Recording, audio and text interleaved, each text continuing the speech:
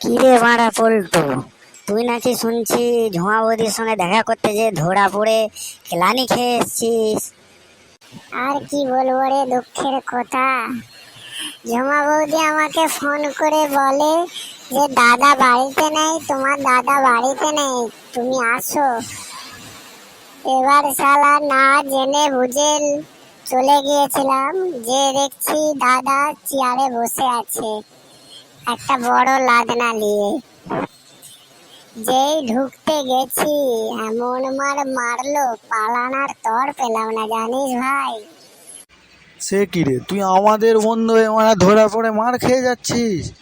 হ্যাঁ, কি রে, তুই আমাদের তো দলে থাকার যোগ্যই নয় রে শালা। লে গান মারা, মান সম্মান সব ডুবিয়ে দিলি মারা। হ্যাঁ, কি বললি তুই? হ্যাঁ, তুই যখন টুম্পা বৌদির সঙ্গে দেখা করতে যে মার খেলি, তখন আমি কিছু বলেছিলাম? হ্যাঁ, তুইও তাহলে তো আমাদের দলে থাকার যোগ্য নাই। তো এত বড় সাহস, তোর মেয়ের কাক ফাটিয়ে দেবো, জানো তো?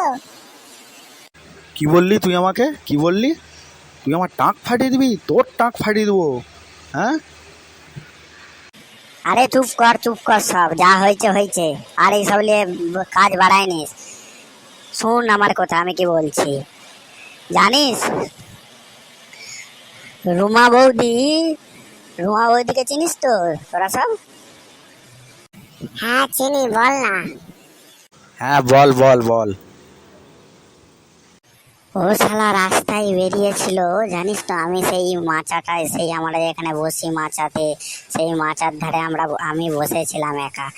সে এমন সামনে দিয়ে গেল, যেমন আমার কল ব্রেকের মেশিনটা ভেঙে গেল, এমন হাওয়া মারলো। সে কি রে ভাই, তুই তো বিরাট জিনিস দেখে ফেলেছিস রে।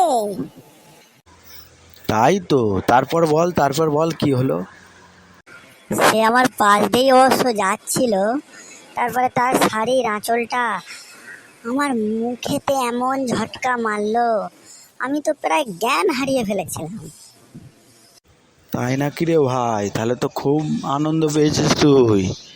আমরা যদি থাকতাম তাহলে তো ভালো হতো।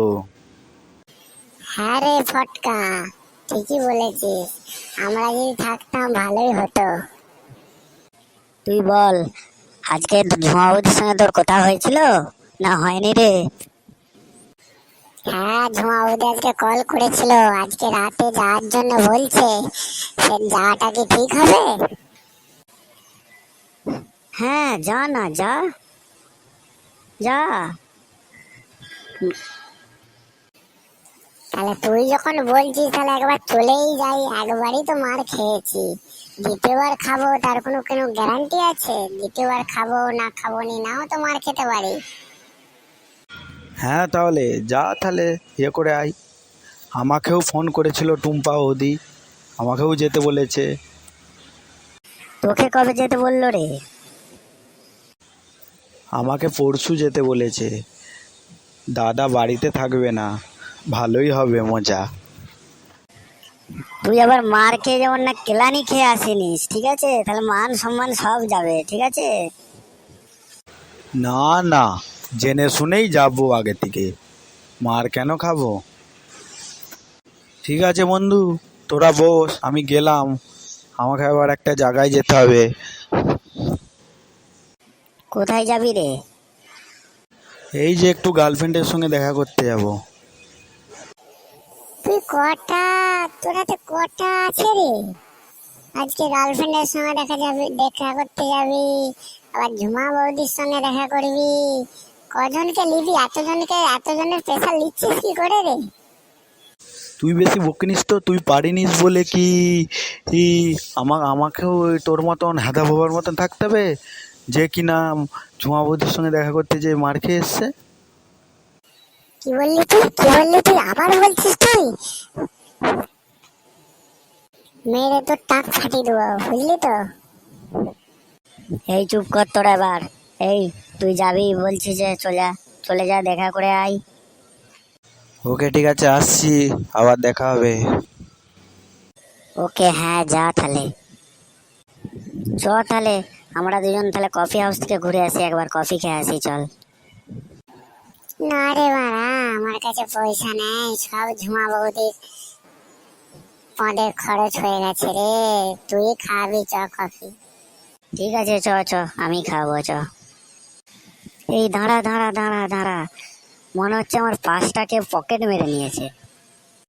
সে কি রে, পাঁচ পকেট মেরে নিল? তোর পকেট মেরে নিল কেউ? এটা ভাবতে হবে আমাকে। হ্যাঁ, কি করবো বল, 100 টাকা পড়েছিল, তাও সেইটাও পকেট পকেট মারে নিল। স্কুলের পকেট মানি থেকে বাঁচিয়েছিলাম, সেটাও পকেট মারা হয়ে গেল। আর কি বলবো, চ তাহলে ঘর যাই। হ্যাঁ চ তাহলে, আমিও বাড়ি গেলাম, তুইও বাড়ি চলে যা তাহলে। হ্যাঁ ঠিক আছে, বাড়ি গেলাম।